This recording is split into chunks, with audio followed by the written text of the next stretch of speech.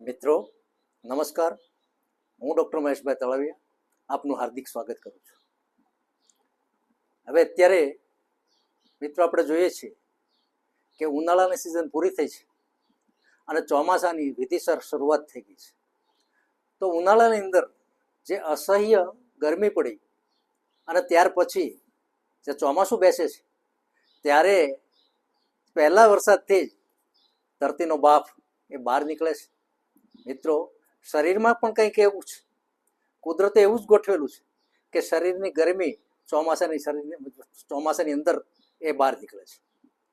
હવે વ્યવસ્થા કુદરતે એવી ગોઠવી છે કે ઋતુની અંદર આપણે એની અંદર કેમ સેટ થવું એ કુદરત તરફથી આપણને શિક્ષણ મળેલું છે. આવી રીતના આચાર્યો એમ કહે છે કે ચોમાસાની શરૂઆત થાય એટલે પત્ર શાકભાજી ખાવા. પત્ર એટલે કોઈ પાન, દાખલા તરીકે ગળો છે, ગળજેબી છે, ભોંપાથરી છે, કે પછી એક પ્રકારની આ દોડી છે, વનસ્પતિ છે, એના કૂણા પાનની શાકભાજી ખાવી, કારણ કે એ પચવામાં બહુ સરળ હોય છે. અત્યારના યુગની અંદર આપણે જોઈએ તો આ ખાણીપીણીનો યુગ છે અને એમાંય ચોમાસું પાછું આવે છે ત્યારે આપણે અમુક પેટના રોગોથી પીડાતા હોઈએ છીએ. એ જે પેટના રોગ છે એ મોટાભાગે ચોમાસાની અંદર વધારે થતા હોય છે, કારણ કે અપચો એટલો હોય છે અને ઘણાને એની અંદર ઇન્ડાઇજેશન થઈ જાય છે, ઘણાને મોરડો થઈ જાય છે અને એની સાથે અતિસાર પણ થાય છે અને ઝાડા ઉલટી જેવા રોગ પણ થઈ જાય છે. અને ભૂખ મંદાગ્નિ તો હોય જ, કારણ કે ઉનાળાની અંદર જે મંદાગ્નિ છે એ આ વિષમ ઋતુની અંદર વધારે મંદાગ્નિ થાય છે. મંદાગ્નિ એટલે અગ્નિમંદ પડવો, એનોરેક્સિયા અંગ્રેજીમાં જેને કહેવામાં આવે છે.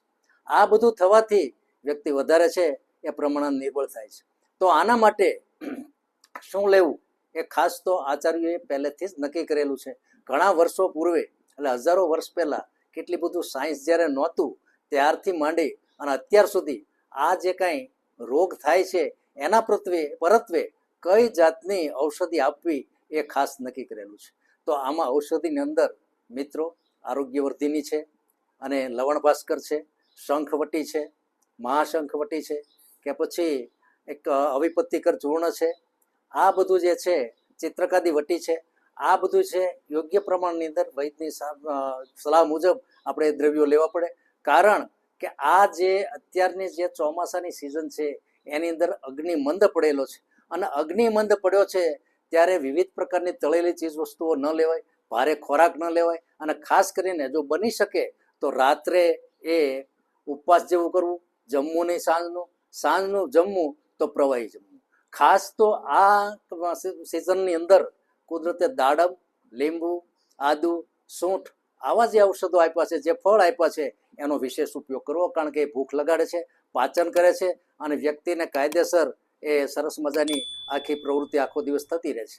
હવે આ સિઝનની અંદર તહેવારો પણ એટલા જ આવે છે અને ઉપવાસ વગેરે કરવાની ત્યારના આચાર્યોએ નક્કી કરેલું છે કે આ પહેલાંની અંદર આ ઉપવાસ કરવા, આ બધા તહેવારો જે છે એ તહેવારો આ રીતે ઉજવણી કરવી. વિશેષ કરીને જ્યારે આ આપણે ઉપવાસ કેવું કરીએ છીએ ત્યારે આજે આગળ જતાં જે શરદ ઋતુ આવે છે, અને શરદ ઋતુ એ રોગની માં કહેવાય છે, કારણ કે સંસ્કૃતમાં એક બહુ સરસ ઉક્તિ છે એની કે શતમ જીવ શરદ હોય, હે જીવ તું 100 વર્ષ પાર કરી જા. અને આ ઉક્તિ એટલા માટે છે કે શરદ ઋતુની અંદર વિશેષ પ્રકારના કફના રોગો થાય છે જે ઘણી વખત લાંબો સમય ચાલે છે. માટે આ શરદ ઋતુ એને પસાર કરવી એ વ્યક્તિઓ માટે ખૂબ સારું છે અને આ બધું કરવાથી આપણે ખૂબ સ્વસ્થ રહી છીએ. મિત્રો, જય ધન્વંતરી, નમસ્કાર.